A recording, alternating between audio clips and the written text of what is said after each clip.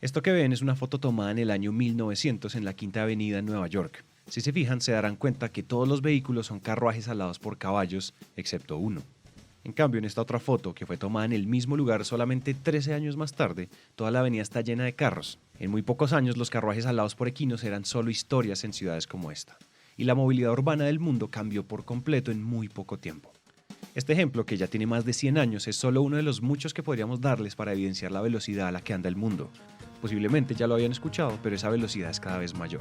Yo creo que hay una frase que todos conocemos que es que el cambio es lo único permanente en la vida, hay canciones de eso y todo, ¿cierto? Entonces, cuando vos salís de la universidad y ves que a los 2 años lo que te habías aprendido, muchas de esas cosas ya no aplican, uno dice, pucha, a los 2 años si acabé de estudiar eso. Por ejemplo, esto que estamos viviendo ahora con la pandemia está haciendo que mucha gente se haga consciente de que las cosas pueden cambiar de la noche a la mañana y que no estábamos preparados para esto.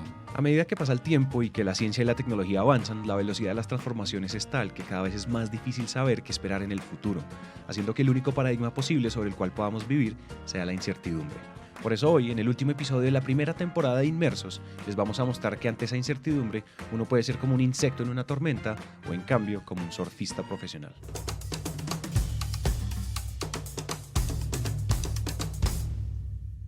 Cuando hablamos de incertidumbre podríamos dividirla en dos. Por un lado está la incertidumbre percibida, es decir, la sensación subjetiva individual de que el cambio es cada vez más rápido y el mundo cada vez más turbulento. Y por el otro lado está la incertidumbre objetiva, ese conjunto de cosas que efectivamente se salen de nuestras manos haciéndonos más vulnerables. Separarlas así es muy útil para enfrentarla, porque propone dos caminos diferentes que debemos recorrer.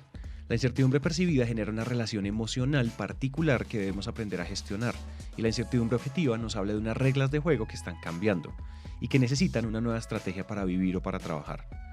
Para ir de adentro hacia afuera, entonces, comencemos hablando de la relación emocional que tenemos con el cambio. En la historia del mundo siempre se han introducido muchísimos cambios y hacen que las personas sientan esa velocidad. Y el tema de adversión al cambio responde a una cosa súper profunda en la historia del ser humano, que responde a una necesidad de seguridad. En todo el tema de evolución del ser humano, el cambio era como el enemigo. Cuando vos tenías que salir a buscar otros refugios, cuando estamos hablando que se descubrió el fuego y pues no sé exactamente qué época de la historia será eso técnicamente, pero me refiero a que en todo el proceso de evolución del ser humano siempre ha buscado una sensación de seguridad, una sensación de control. Y el cambio lo que trae es todo lo contrario, vos no podés controlar, vos no tenés seguro qué va a pasar. Entonces uno piensa, si el cambio es una cosa tan constante en nuestras vidas y nosotros cambiamos todos los días, uno es bebé y luego crece y demás, ¿por qué se nos dificulta tanto, cierto? Yo básicamente, porque en los cambios que vos tengas, especialmente si son impuestos, lo que se produce en el ser humano en ese momento es un sentimiento de pérdida. Y entonces la curva que uno atraviesa cuando está en temas de cambio es casi que la misma curva del duelo, cuando a vos se te muere alguien, porque en realidad estás perdiendo algo importante para vos. Yo siento que parte del problema con la incertidumbre es que tememos perder algo, que eso no lo abordamos, y es cuando tú estás tomando una decisión de hacer algo que no sabes, es porque hoy estás en una posición de comodidad y tienes algo seguro. Esa búsqueda de seguridad, como acabamos de escuchar, es natural y es necesario entenderla porque explica por qué somos naturalmente aversos al riesgo y a la novedad, porque somos naturalmente conservadores y naturalmente guardianes del status quo. Lo interesante es que, si lo piensan, esa búsqueda de seguridad que un día nos mantuvo como especie, hoy corre el riesgo de perjudicarnos de manera individual, y por eso entender no significa aceptarlo con resignación, sino todo lo contrario. ¿Qué le han dicho a uno como parte de la sabiduría popular? Ante la duda, abstente. Entonces es, no, como yo no tengo seguro qué va a pasar, yo mejor no doy el paso. Ese jueguito del parque de los niños, que es como una ruedita y eso gira y entonces uno se mete. Yo lo comparo con el niño que se queda mirando la ruedita girar con todos adentro, que pasan cosas, que pasan bueno, que se caen, y el niño está ahí afuera mirando qué pasa, pero nunca se metió. Entonces, a mí me gusta mirar el tema de la incertidumbre como eso. Es el no quedarme afuerita viendo la rueda girar. Es cuando uno habla de incertidumbre, también tiene que hablar de valentía, ¿cierto? Esa valentía de dar el paso, porque por más dudas que vos tengas, por más incierto que sea ese panorama, te implica una dosis importante de valentía, decir, bueno, o sea, esto fue lo que voy a hacer.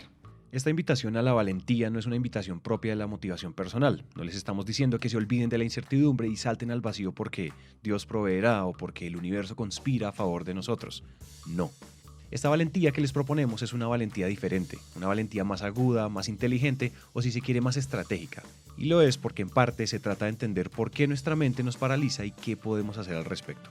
¿Cuál es la vaina con la incertidumbre? O sea, ¿por qué es como tan maluca? Porque te hace sentir que no estás en control. Y eso despierta un montón de emociones, que es lo que te genera como esa sensación de estar abrumado, de desazón, de entonces qué va a pasar y que algunas veces paraliza. Entonces ahí yo creo que hay una cosa clave y es como los panoramas. Nosotros siempre tendemos a pensar en el qué pasa si o el easy. Y si me echan, y si no me da, y si se acaba el mundo, pues un montón de easys que uno tiene ahí en cuenta. Entonces yo creo que lo más importante a la hora de pensar en eso es cambiar un poquito el easy por ¿qué hago si? Que eso te da esa sensación de control, porque vos no puedes controlar lo que va a pasar, pero si vos te imaginas los peores escenarios que pueden pasar y decís, bueno, y si pasa esto, bueno, tengo este plan. Si pasa esto otro, tengo este otro plan. Entonces, no es quedarse en el easy, sino más bien qué hago si. Y eso te da una sensación como de tranquilidad y te ayuda a estar más seguro a la hora de dar el paso. Que creo que es a lo que te refieres cuando dices como abrazar, que el término no es abrazar, yo tampoco sé cuál es. Me estás esperando demasiado de mí. pero sí es como, de alguna manera eso te da una sensación de mayor seguridad o de mayor control, que es con lo que nosotros no podemos, con esa sensación de que no tenemos el control. Concentrarnos en las cosas que sí podemos controlar, así sean muy pocas, crea una especie de isla de seguridad para nuestra mente. No importa si esa isla es muy pequeña, hacerlo abre el paso a esta nueva valentía, que como escuchamos es menos intrépida pero más estratégica, y entonces nos permitimos actuar. Esto no nos hace menos vulnerables, pero sí menos cobardes y menos pasivos, que es la única forma de enfrentar la segunda incertidumbre, es decir, la incertidumbre objetiva. Como les dijimos, es un hecho que el mundo está cambiando y que eso nos hace más vulnerables. Sin embargo, esa vulnerabilidad no es absoluta. De hecho, no es una excusa válida para justificar nuestros desaciertos ni una invitación a ceder el control. Es más bien una invitación a cambiar la forma en la cual vivimos, actuamos y tomamos decisiones. Entonces, para empezar, hay 3 elementos objetivos para mitigar la incertidumbre. Primero, análisis de tendencias. Yo creo que una forma de uno medio poder predecir para dónde va la cosa es estar supremamente informado, y por eso es que nosotros hacemos estos ejercicios tan juiciosos de estar súper pendientes de cuáles son las tendencias de los negocios, de los mercados, de la tecnología, porque esas le van dando a uno como un poco más de certidumbre, valga la palabra, de hacia dónde se va a mover el mundo. Cosas como, por ejemplo, que el consumidor quiere todo inmediato, que quiere servicios hiperpersonalizados, que la tecnología está automatizando las labores rutinarias de la gente, que la ciberseguridad es un riesgo creciente en el mundo. Todo ese tema de tendencias son las que te ayudan a entender un poco pues para dónde va. Entonces yo creo que es muy difícil pues que si uno está estudiando bien esas tendencias, el mundo le cambie de la noche a la mañana pues y todo pues, de un día para otro ya no tengas nada de sentido en lo que estabas haciendo. De pronto lo que cambia es el tiempo, la temporalidad tal vez es lo que lo pone a uno a sufrir porque se vino más rápido de lo que uno esperaba, pero no es porque uno no esperara que fuera a aparecer. Como te decía ahora, de pronto pues que salga algo por fuera de las tendencias es muy difícil. Segundo, análisis de datos. En la medida en que yo sea capaz de aplicar analítica, digamos que avanzada, yo puedo predecir un poco los comportamientos. Mira, por ejemplo, lo que hace Netflix. Antes las películas las hacían, o las series hacían un piloto, costaba un montón de plata ese piloto, lo sacaban una noche en horario prime y miraban la audiencia. Si esa audiencia era buena, entonces aprobaban hacer, no sé, 5, 6, 10 episodios de esa cosa y se fue la primera temporada y si le iba bien pues seguían. Hoy Netflix lo que hace es todo lo contrario, aplica la analítica. House of Cards, que es pues una serie que todo el mundo vio, cuando fueron a presentarla, lo que dijeron fue, bueno, ¿y quiénes son los actores? ¿Cuál es la trama? ¿Cuál va a ser el público? Metieron todo eso en un modelo analítico y eso predijo que iba a ser un éxito. Entonces de una vez Netflix dijo, hagamos 3 temporadas, no sé cuántas temporadas realmente hicieron de una vez, disminuyendo la incertidumbre de qué era lo que iba a pasar. Entonces eso es un ejemplo bonito de cómo con los datos y con la analítica puedes ir con pies más firmes a tomar decisiones de negocio. Y tercero, diversidad. En la medida en que probas con equipos interdisciplinarios distintos puntos de vista, eso también te ayuda a disminuir la incertidumbre, porque cuando vos tenés una sola visión, pues te estás limitando a lo que vos conocés y lo que sabes.